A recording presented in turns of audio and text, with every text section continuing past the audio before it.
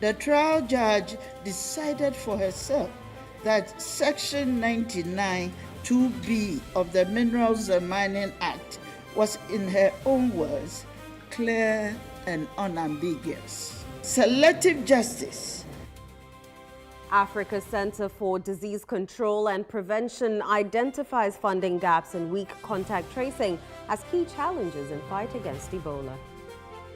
About 518 million. Today we are talking about 1.4 billion. If we don't have this money, we will not stop this outbreak. Police CID arrests 10 suspects in human trafficking and cybercrime syndicate. 10 suspects in connection with internet-related fraudulent activities at Mataheko Afienya Tema, following an intelligence-led operation conducted on 3rd July 2026. National Service Personnel Association suspend contracts with Zeus Atlas Limited over 60 CDs deduction. In response to the feedback from the service personnel and general public, and as well as in line with the sector ministers and board's directive, the management have issued this directive to NASFA. The capacity building program, as currently structured, is hereby suspended with... In Channel 1 Business,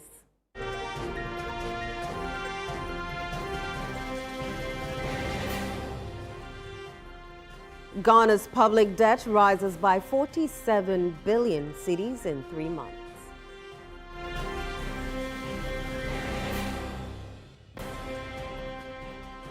In Channel 1 Sports, Black Stars of Ghana ranked 24th best team in the just ended 2026 FIFA World Cup.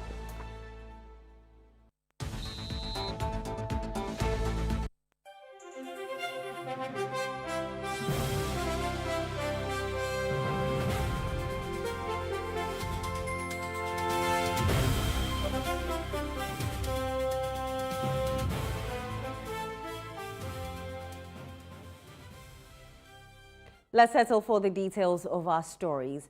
The minority in Parliament has described the 20-year prison sentence handed to NPP Ashanti Regional Chairman Bernard Enchi-Boesiako, popularly known as Chairman Wontumi, for his involvement in illegal mining as a miscarriage of justice. The caucus cited what it described as the denial of Chairman Wontumi's rights to counsel of his choice, the court's refusal to refer constitutional questions to the Supreme Court, and the delivery of judgment in the absence of his lead counsel as grounds for its position. Channel 1 News' Ni Ayikwe Okan reports. Following the 20-year jail term handed to the NPP Ashanti Regional Chairman Bernard Enchi-Boesiako, popularly known as Chairman Wontumi, by the court for his involvement in illegal mining activities, the minority caucus addressed journalists on Tuesday, describing the sentence as a miscarriage of justice and assured that it will not relent on efforts to ensure that justice is served. 4 serious defects run through this case, and each deserves nation's full attention. First, the denial of a counsel of choice.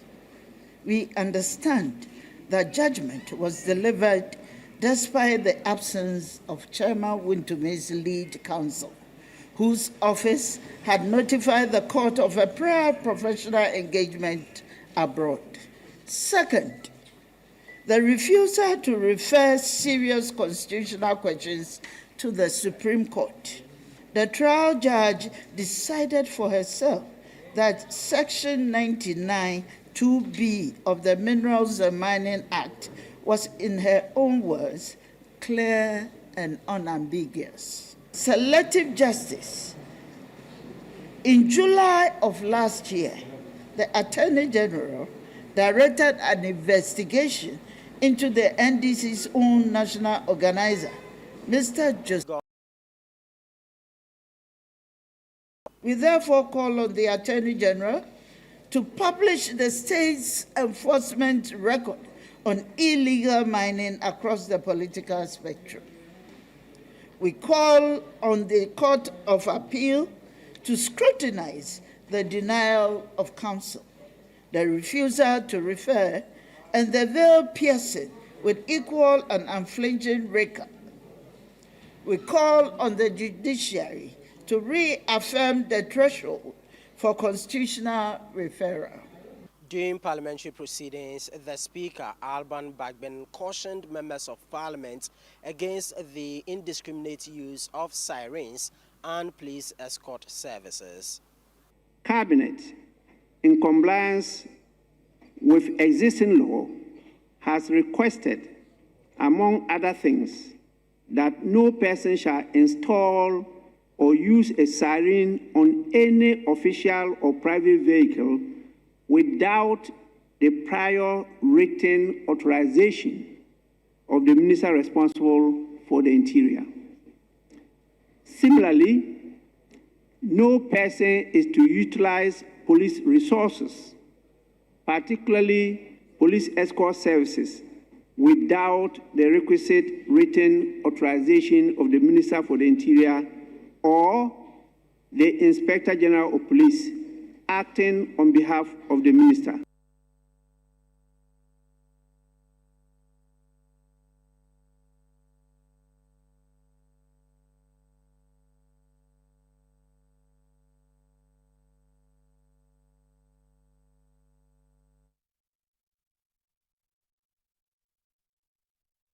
Let's stay on the Chairman Winsome matter and speak to his lawyer, Samuel Atachia, on his incarceration. He was not in court when the process took place, however. Mr. Samuel Atachia, good evening and welcome to the Channel One Newsroom. Good evening. You were seeking an adjournment until a date when you could be present in Ghana. How did you receive the news of the sentencing? Well, I was surprised because serious constitutional issues have been raised before the judge. And by now, you know, the Forum for Constitutional Interpretation is not the High Court. In terms of Article 130, it is the Supreme Court. So I thought that in all fidelity to law and also due process, the judge will make a referral. I thought I could get a date when I returned from my trip abroad, which was just, I'm returning tomorrow, God be in my help. But the judge said, no, she will not have any of that, and that she wants to go on and give a bench ruling that she has interpreted the Constitution and there's no need for her to make a referral to the Supreme Court. I believe that we could pursue this further and get the whole decision quashed. Counsel, have you had any communication with Chairman Winsome since the sentencing was handed down? No, please, because he's in Sawan prison. Probably when I come into the realm, I'll find him. Well, the NPP has indicated that it intends to appeal, and his former lawyer, Andy Apiakubi, has expressed a similar view. Are you still Chairman Winsome's lawyer, and will you be leading any appeal on his behalf? Well, what I've heard, which I will not subvert, is the hard fact that the NPP legal team want to have a collaboration with me, which I will not resent. For one simple reason, that when you have a congregation of lawyers, the quality or the output is always good. So unless you are cocky, that you resent the fact that some lawyers are joining you to do a good job. So it will be a collaboration, and I welcome that. Right. Some critics are also suggesting that Chairman Winsome did not receive adequate legal representation during the trial. Now, having reviewed the proceedings and the evidence, do you agree with that assessment? Well, Mami, with the greatest of respect, you're putting me in a very difficult position to second guess what another lawyer did. But be that as it may, I inherited a concluded matter, and I found serious issues with what I inherited in terms of even the adduction of evidence, in terms of constitutional interpretation, and I put together a 50-page final address. I mean, which was very, very cruel of me, but I have to have sleepless nights to put it together. Unfortunately for me, the judge did not internalize what I wrote and came out with something which we want to challenge in the Court of Appeal. And most probably, I deal with it by way of certiorari in the Supreme Court. Counsel, based on the evidence presented during the trial, do you believe Chairman Winsome ought to have been acquitted? Very much so. If you look at it from the perspective that this, evening on Joe FM, the Deputy Attorney General, Dr. Sremsai, admitted that the two major witnesses they used against Wontumi were culprits. They were supposed to be prosecuted. So they went into a plea bargain with the Attorney General. And one of the terms of the plea bargain was that they will become prosecution witnesses for the Attorney General. Can you imagine that? So when a man has an interest in the way a case should go, do expect credibility to come from that individual. And when you say that the man's oath against the one who's not bound himself to a plea bargain, which one should hold sway? What's the meaning of making issues and resolution of doubt in favor of the accused persons? It leaves much to be desired. You're looking at some interpretation they might want to put on assignment of a mineral right.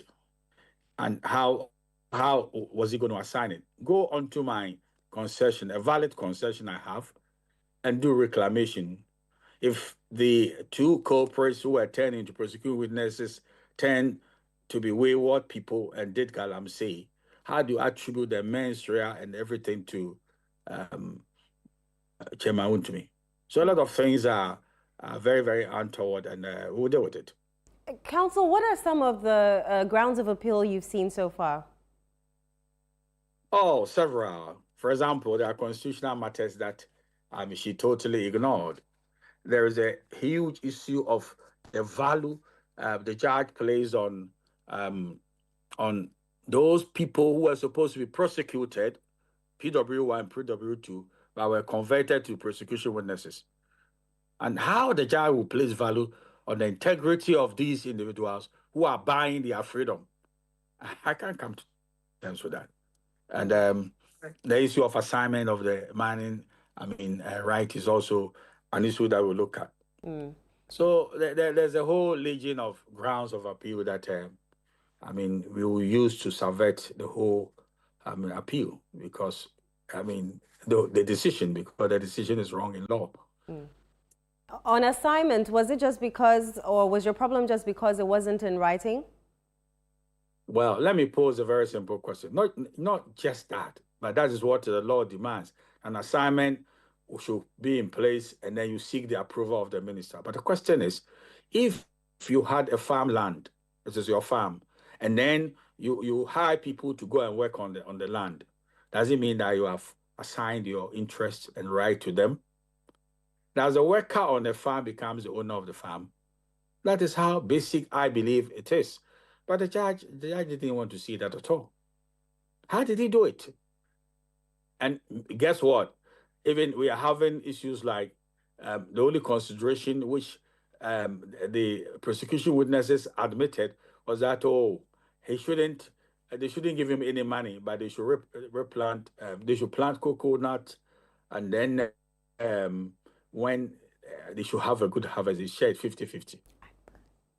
So what is the point of giving a concerning to people so that you harvest 50% of the fruits of coconut? How can that be criminal? There's an exculpatory evidence in his favor. For example, this same Wontumi has written to RESEC in the Western region, complaining bitterly about how people are doing illegal mining on his concession.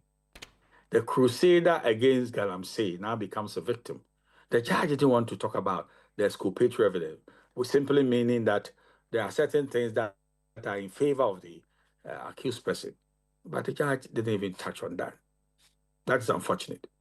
Lawyer, what about the judge's explanation that Henry Okum used the land adversely to Wontumi's rights? Well, how would you attribute the criminality of that to Wontumi? That is the point. You can't transfer crime on another person, especially in terms of the mental disposition to commit a crime. So sometimes the reasoning in some areas were self-defeating. I didn't see how anybody could come to conclusion that, look, I'm using circumstantial evidence to convict this man. There's no direct evidence. But the question is, circumstantial evidence should lead irresistibly to one conclusion.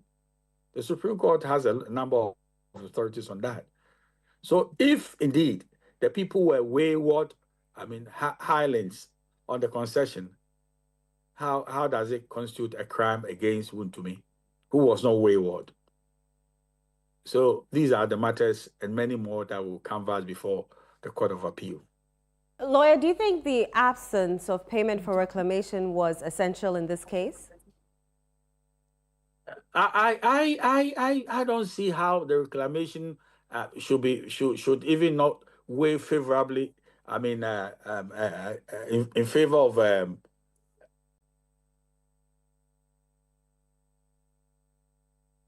Hello, Counsel. Counsel, unmute yourself. Hello? For us. Yes, go ahead. Yes, we can. Go ahead. Yeah. So I am of the humble view that the reclamation is so strong in favor of Wontumi. Yes, and I don't see how that could be converted into a criminal thing. And somehow those people who were supposed to be prosecuted, they also admitted that there were issues of reclamation. But how do you get him, incriminated, unless you add a dimension that we're also supposed to do illegal mining? Because they've signed a document with the Attorney General that they'll have to come and testify against the man. Right. So see, the body of freedom in material sense. The NPP has described Wontumi as a political prisoner. Do you agree with that description? Well, the description, is fair. How do I say so? Because at the end of the day, you are asking that when you have arrested even the culprits who are on the land in the Galamsey, you didn't want to prosecute them. But you single out Wontumi for prosecution. Meanwhile, this issue of Galamsey is so serious and the dynamics are so frightening that even government officials have been fingered as promoting Galamsey. So if you don't want to prosecute the real culprits, a lot of individuals are doing Galamsey, including government officials, by you're saying like Wontumi for prosecution.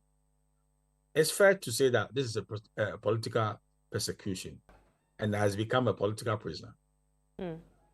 Lawyer, you arrive in Ghana, God willing, tomorrow. When should we expect an appeal to be filed? Well, we've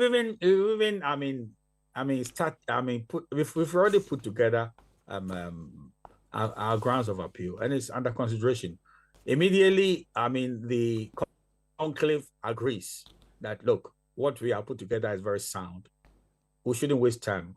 I'm tempted to believe that latest by next week we should file our notice of appeal. Thank you very much for speaking to us, Lawyer Samuel Atachia. My pleasure as always. Thank you so much. Thank you too. Let's move on to some other stories. And now the Office of the Special Prosecutor has reiterated that former Finance Minister Ken Ofori-Atta remains a fugitive from justice in Ghana, insisting that proceedings in United States Immigration Court do not determine the validity of corruption charges pending against him. The statement follows comments by U.S. Immigration Judge David Gade, who said allegations filed by the OSP lacked credible evidence of criminal wrongdoing in the immigration proceedings leading to the approval of Mr. Ofori-Atta's permanent residency application. However, in a statement issued on Tuesday, July 21, the OSP said its involvement in the matter concerns extradition proceedings being pursued through the Attorney General and not Mr. Ofori-Atta's immigration case in the United States. The office maintained that the U.S. Immigration Court's decision does not affect the criminal proceedings or allegations against the former minister in Ghana. Meanwhile, lawyers for Ken Ofori-Atta has hit hard at the OSP and says the U.S. court was right in its judgment. Frank Davis is one of Ken Ofori-Atta's lawyers. He is pedestrian, very, very pedestrian, coming from a trained lawyer. But inform that the officer that I'm saying again that till date, they have not been able to notify Ken of his charges. He should do that first. and then the ancillary step of Ken coming to Ghana will follow. But he should bear in mind, if he's not aware, he should bear in mind. He should learn from his principals, the Office of Attorney General. He should bear in mind that there's an extradition request pending. Tell the Office of the Assistant Prosecutor that in all of this, there's an extradition request pending. First things first, he should notify Kenneth Ufuyata of his criminal charges leveled against him. A man can only answer to charges preferred against him. He cannot answer anything he has no knowledge of. So he should first take that first step of notifying him. And then when he has done that, he should also think about the extradition request. In other news, the Motor Traffic and Transport Department of the Ghana Police Service has intensified its crackdown on the unauthorized use of sirens, strobe lights and unapproved vehicle accessories in the central region. The exercise is aimed at restoring sanity and preventing road crashes caused by obstruction from these accessories. Central Regional Correspondent Akwesiado has more in the following report. Several vehicles have already been impounded, while first-time offenders have also been cautioned against fixing improvised headlamps, strobe lights and sirens. In some cases, drivers who have fitted unauthorized horns, as well as those who drive on the shoulders of the road, were also targeted. Officers from the MTTD, while enforcing the regulations, also educated the driving public.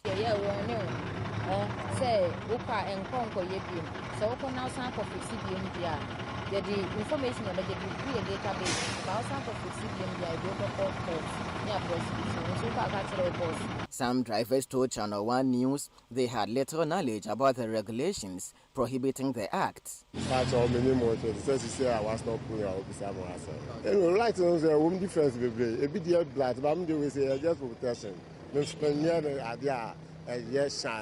the Kaswa enclave, the exercise targeted drivers on the Kaswa Winneba, Kaswa Buduburam, and Kaswa Bodriase highways.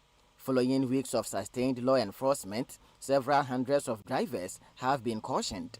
Police say the mounting of unauthorized lights, particularly LED, blurs the vision of other road users, leading to possible crashes.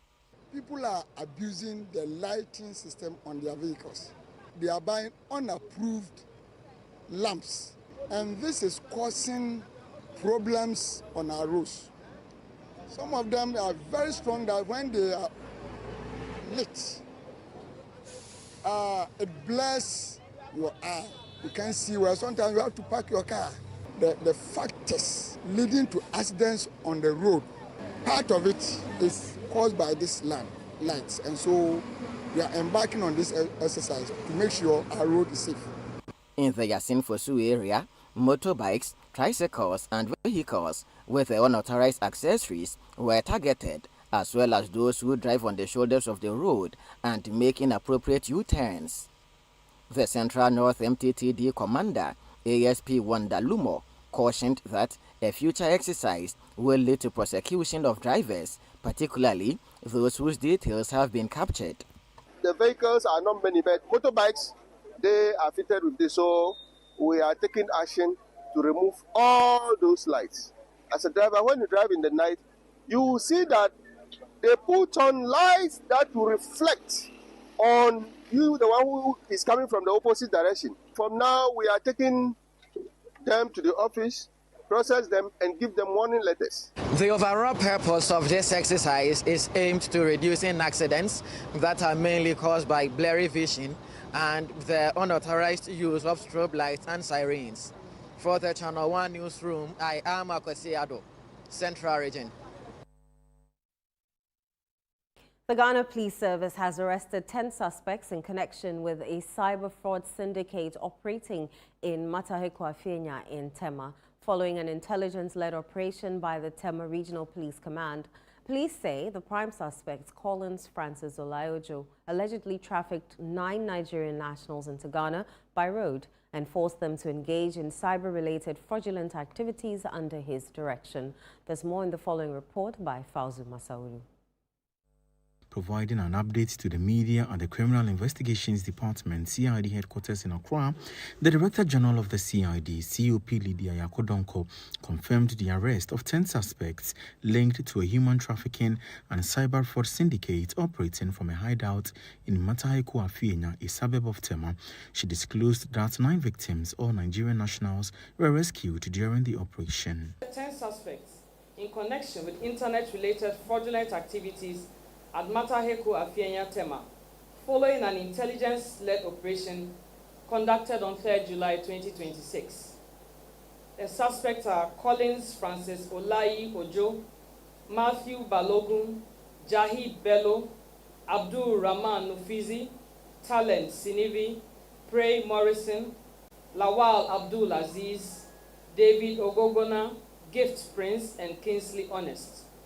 They were arrested at an apartment suspected to be used as an operational base for the activities. The CID boss also announced the arrest of suspects in a similar case uncovered at Kwabena in Accra.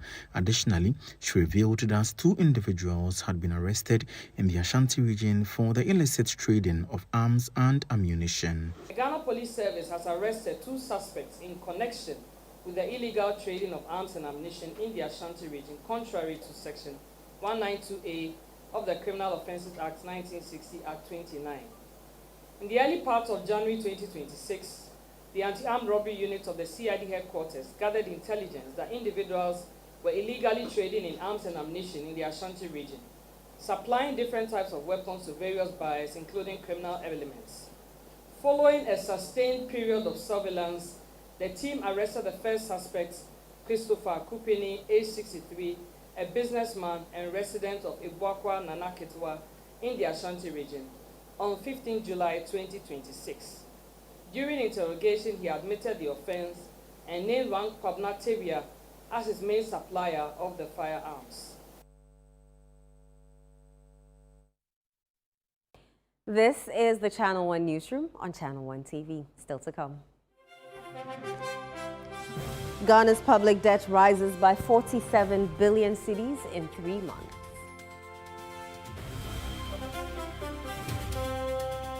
We have those details shortly. Do stay.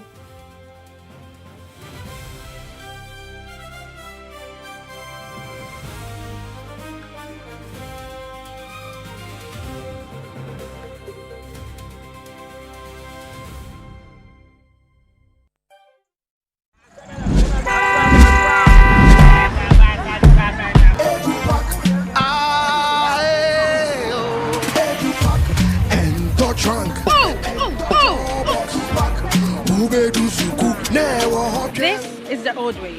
Let me show you a new and a better way. EduPack. EduPack? Yes, EduPack. A GS-approved and supported initiative for all first-year students going to SHS by Prospectus Ghana Limited. Now you don't need to go to the market. All your trunks, mattresses, pillows, including plastic chalkboards, are all waiting for your child at the school. Note, all our wooden chalkboards are being changed to plastic ones to avoid bedbugs. You can also register by dialing *713*821# following the prompts, or you can visit www.edupackgh.com and tap register. You can also register at any ADB branch near you at a very affordable price. EduPack, approved and supported by GES. Yes, next. Hey, Nadia Benson, Asamo. Me didn't tum. Mr. Femi Kakalika, just call me cockroach. Now, Mr. Femi once now. Hey, that's you. Improve car. Yeah. Captain Mosquito, double the action.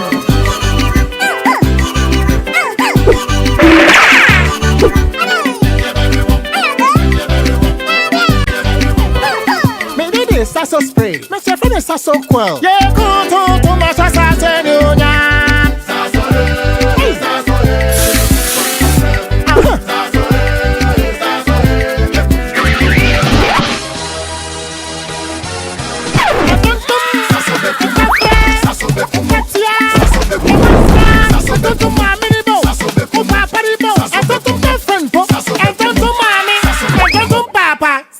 Come tum preko.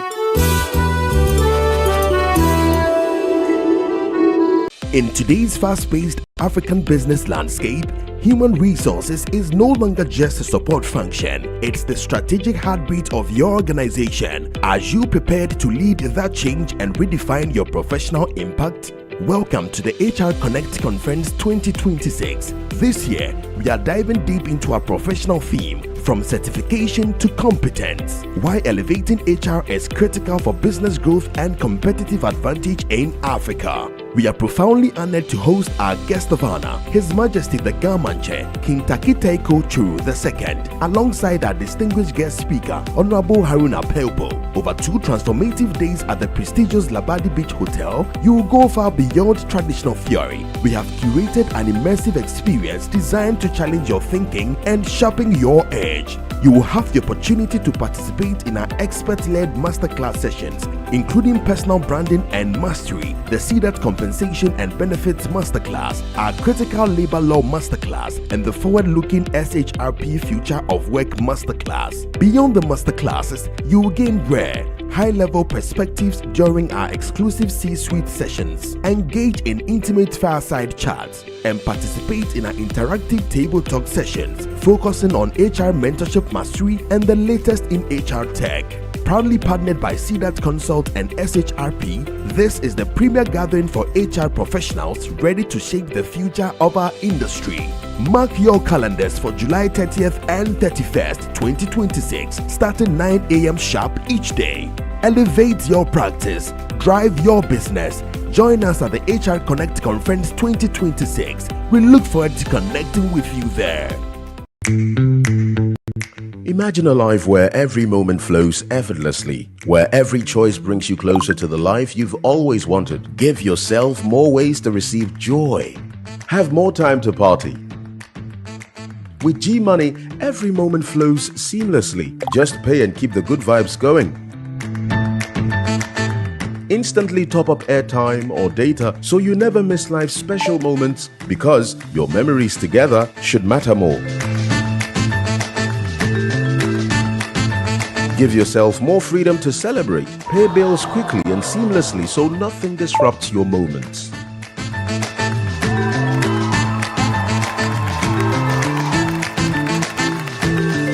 Have more financial control. With G-Money, you can effortlessly manage bulk payments and keep your business running smoothly. Dial *488# or download the app and explore the new G-Money today.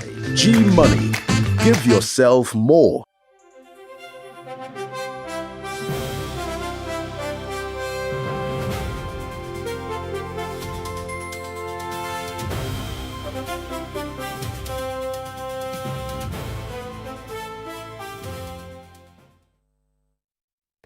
You're welcome back. Up next is Channel 1 Business with Nashi Kasiza.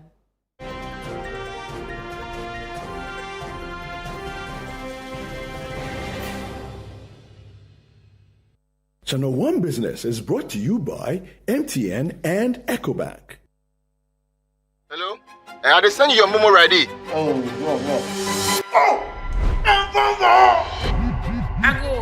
I go here. Start Joshua. There comes a time when money matters get tricky.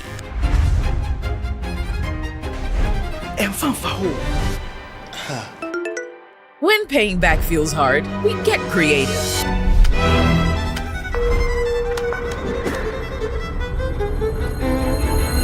But here's a beautiful fact. Every time you pay back, you keep the line going. You make space for someone else.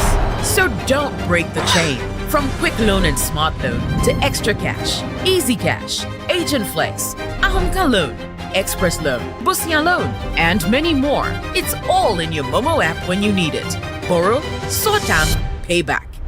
Momo. Because when you do, Momo Day for everybody.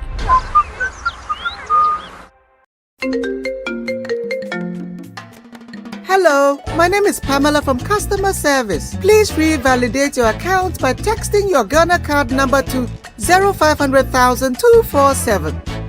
Hey, Abili, wabadim. Madam, give me the numbers behind your ATM card. I'm calling from the head office. An email was delivered across to our customers this morning. Confirm if this is your bank account. 100-100-100. Thanks for sending your bank card details. Send the OTP now to avoid cancellation. EcoBank will never call, email, send an SMS asking for your PIN, OTP, bank card, or Ghana card details. Don't get played. EcoBank, the Pan-African Bank. Hello, please, I'm calling from Customer Experience Center.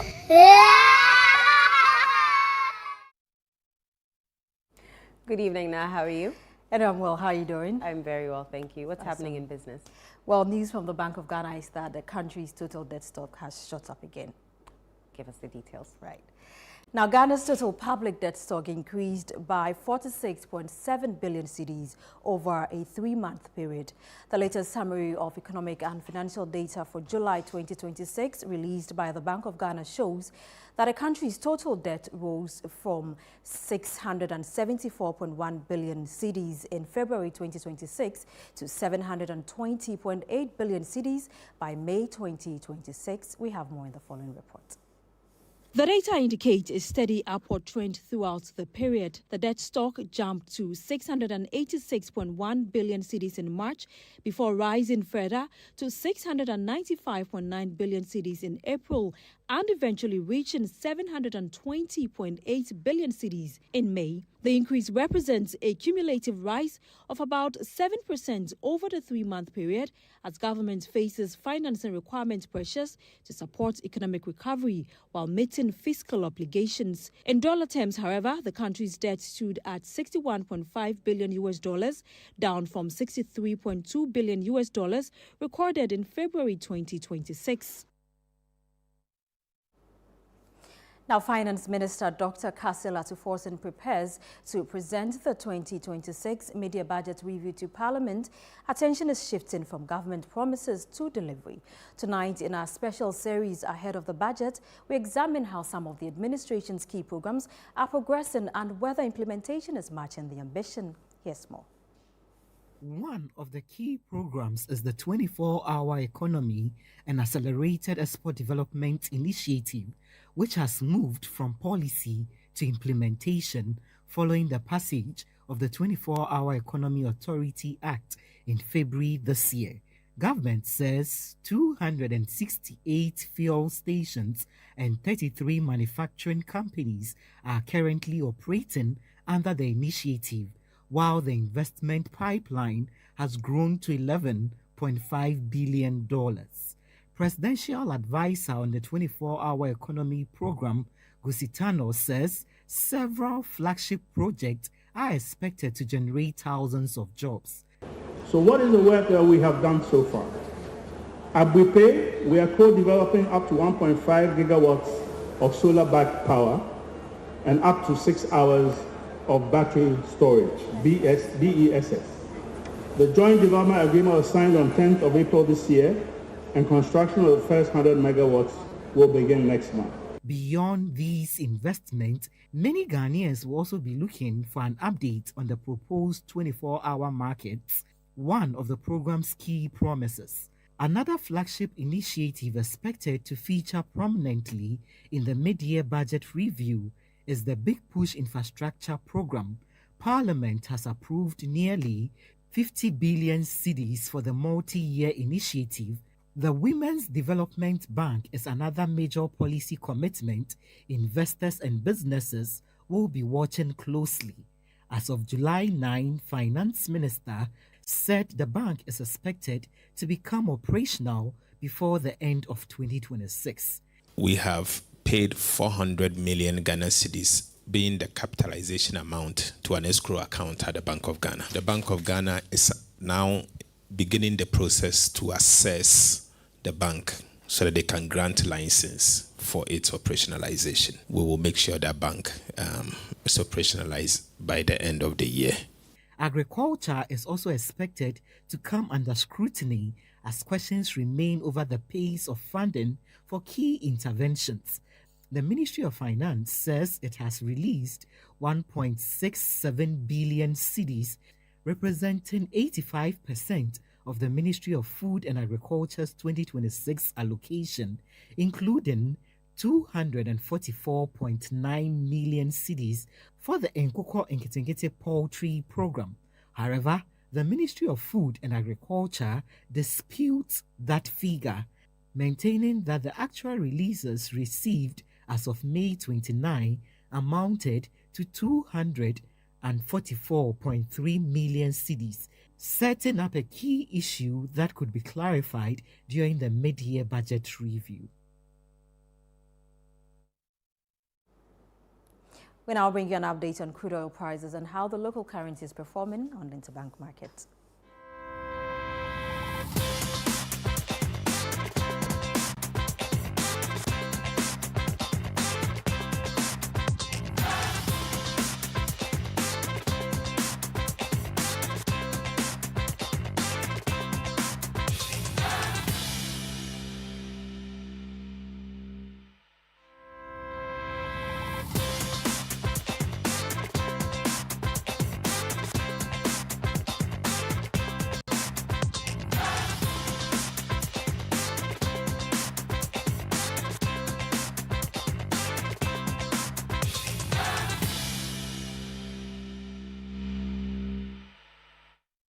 And that's it for Channel One Business. I am Nashika Caesar.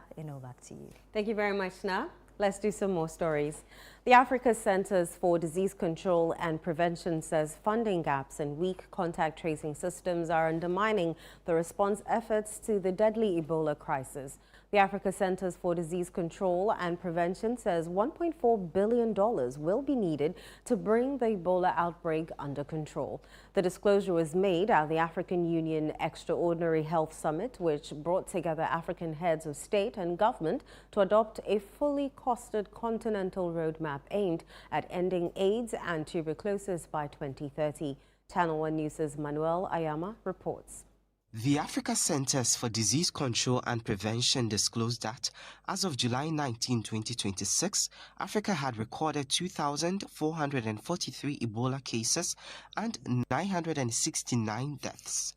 It noted that recent confirmed cases alone require the monitoring of more than 97,000 contacts, placing significant pressure on surveillance efforts. Presenting an overview of the Ebola outbreak at the African Union Extraordinary Session on Health in Accra on Tuesday, July 21, Director General of Africa CDC, Dr. Jean Kasia, disclosed that $1.4 billion is needed to contain the outbreak.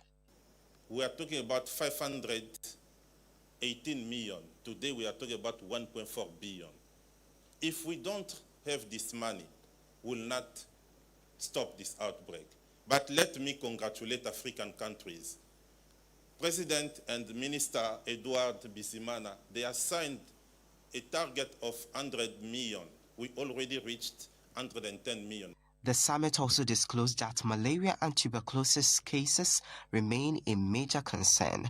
Africa carries approximately 94% of global malaria cases and 95% of malaria deaths. Behind these figures are children who never reach their 5th birthday, families pushed deeper into poverty, and economies deprived of human potential. The maternal mortality burden is equally unacceptable. Also highlighted was the trend of HIV infections, with more than 64% of people living with HIV globally residing in Africa. Now, the second day is expected to bring together heads of state to also continue deliberations on the continent's pressing health priorities. For Channel One News, I am Manuel Ayama.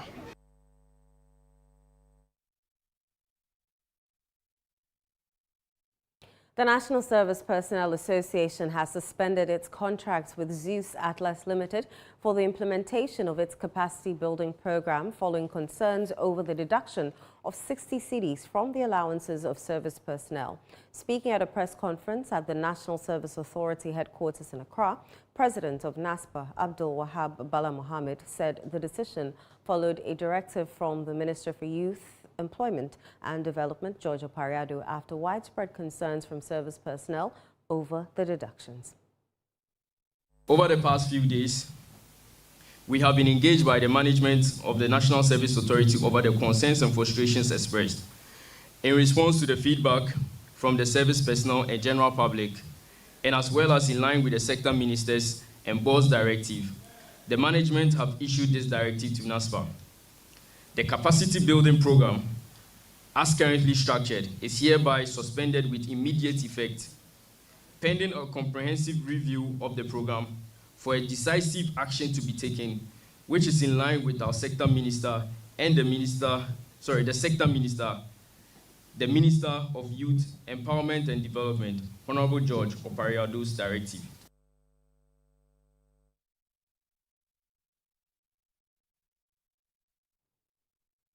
You're still watching the Channel 1 Newsroom on Channel 1 TV. Still to come.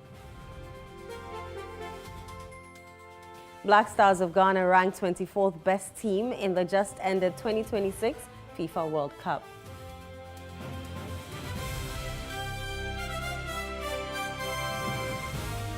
We have the details shortly. Do stay.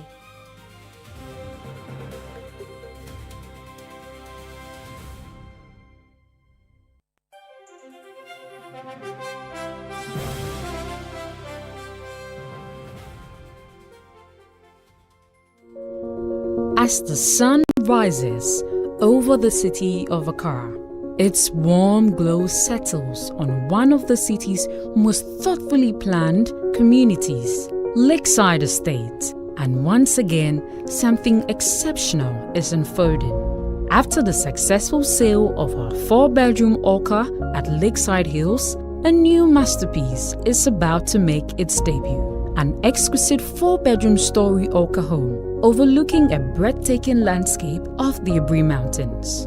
This remarkable home now features a total floor area of 330 square meters, set on a generous 7,140 square foot plot. Step inside and you're welcomed by a spacious foyer leading to an open living and dining area, paired with a modern fitted kitchen with a stylish island crafted for the ultimate cooking experience.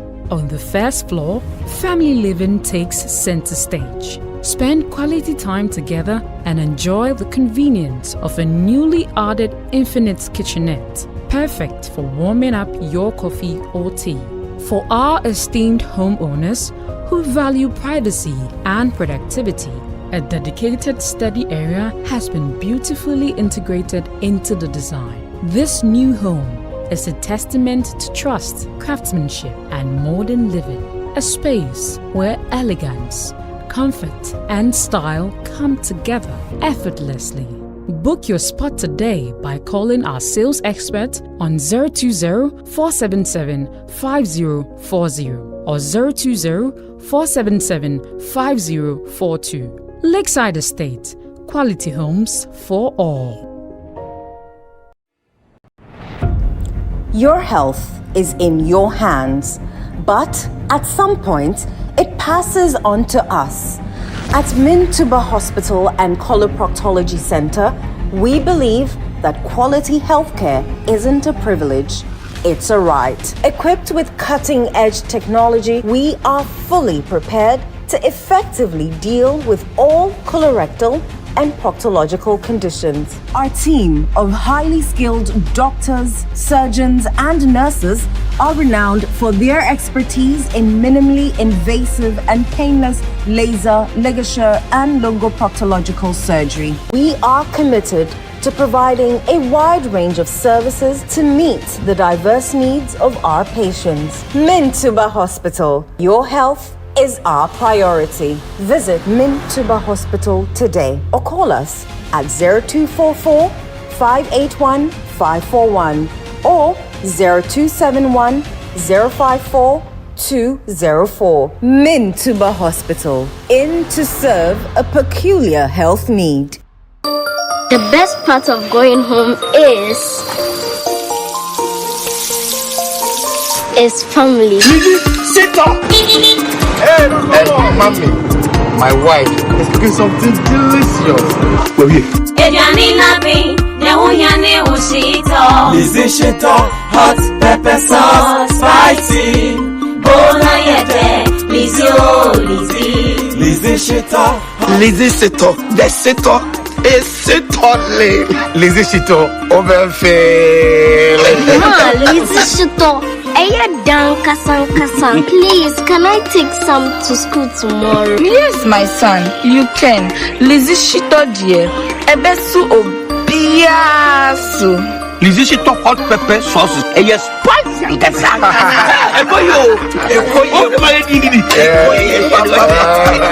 Lizzie Shito hot pepper sauce. Yes, spicy. For bulk purchase, kindly contact 050-168-3344 or 050-155-0998. This advert is FDA approved.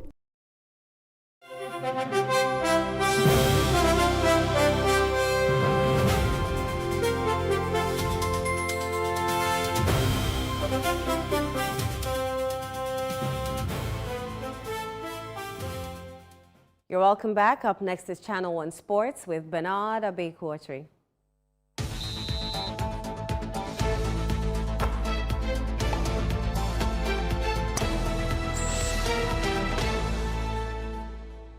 Good evening, Abeku. How are you? Yeah, I'm fantastic. How are you too? I'm very well, thank you. Yeah. Does our ranking mean that, is that the overall ranking or this just for the World Cup? This is for the 48 teams that participated in the World Cup. Right. Give us more details. Let's get into it, shall we? Now, Ghana have been ranked 24th in the final standings of the 2026 FIFA World Cup after marking their return to the knockout stage of football's biggest tournament. The Black Stars' final position was confirmed following the conclusion of the expanded 48-team tournament, which saw Spain crowned world champions after defeating Argentina in the final. England claimed the third place while France finished fourth. There's more in this report. Ghana's 24th place finish represents a decent campaign for the four-time African champions who progressed beyond the group stage and reached the newly introduced round of 32 in their first appearance in the knockout round since 2010. The Black Stars finished ahead of several established football nations in the final standings, including Ecuador, South Africa, Sweden, Austria, Algeria, and Senegal. Drawn in Group L alongside England, Croatia, and Panama, Ghana opened their campaign with a hard-fought 1-0 victory over Panama in Toronto, courtesy a dramatic late winner from youngster Caleb Irenchi. They followed that with a disciplined defensive performance to hold European heavyweight England to a goalless draw in Boston before suffering a narrow 2-1 defeat to Croatia in their final group match, finishing third in the group. Despite missing out on automatic qualification spots, Ghana progressed to the round of 32 as one of the tournament's best third-place teams under FIFA's expanded competition format. Their World Cup journey came to an end in Kansas City following a 1-0 defeat to Colombia. John Arias scored a decisive goal in the 14th minute to send the South Americans through while the Black Stars exited the competition. Nevertheless, the campaign marked a significant improvement on Ghana's previous World Cup appearances in 2014 and in 2022, when they failed to progress beyond the group stage. The impressive showing has also been reflected in the latest FIFA World Rankings, with the Black Stars climbing 8 places from 74th to 65th. Following their performances at the tournament. Attention now turns to the 2027 African Cup of Nations qualifiers in September, where Ghana will face Cote d'Ivoire, Somalia, and the Gambia as they seek to return to the continental showpiece after missing out on qualification for the 2025 AFCON in Morocco. Well, let's now talk about the Commonwealth Games, because Ghana heads into the 2026 Commonwealth Games determined to add to its rich history at the multi-sport event, with Team Ghana hoping to end the long wait for another standout campaign. Having amassed 63 medals across 17 appearances since debuting in 1954, the nation will rely on a blend of experienced athletes and emerging talent as competition gets underway in Glasgow from July 23 to August 2. We have more in this report. Well, Ghana has competed at 17 editions of the Commonwealth Games, making its debut in 1954 and missing only the 1986 Games in Edinburgh. Over the years, Ghana has won a total of 63 Commonwealth Game medals, comprising 15 gold, 20 silver, and 28 bronze medals. Well, the nation's best performance came at the 1966 Kingston Commonwealth Games, where Ghana, recorded its highest gold medal haul and a total of 9 medals. The country will be hoping to replicate those successes at the 22nd Commonwealth Games in Glasgow. Well, the squad includes 13 track and field athletes led by sprinter Benjamin Azamati and Joseph Paul Amoa. Azamati heads into the games with a season's best time of 10.00 seconds in the 100 meters, whilst Amoa has recorded 20.24 seconds in the 200 meters. Ghana will compete at the Glasgow 2026 Commonwealth Games scheduled for July 23 to August 2 as the nation target a strong medal-winning performance. Very expected, in fact. Got some good training. Currently, all the athletes are out of the country, acclimatizing before they move to Glasgow next week.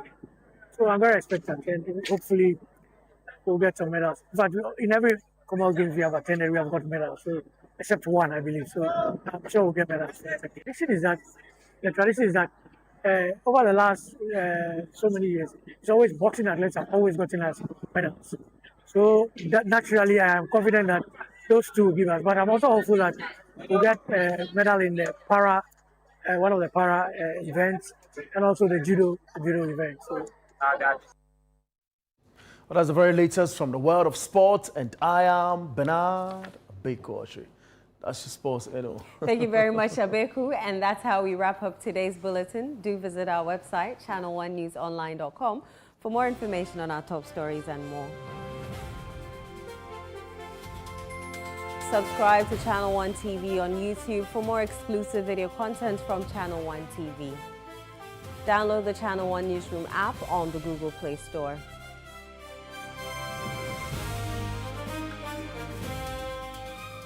I am Inusafu. Many thanks for watching.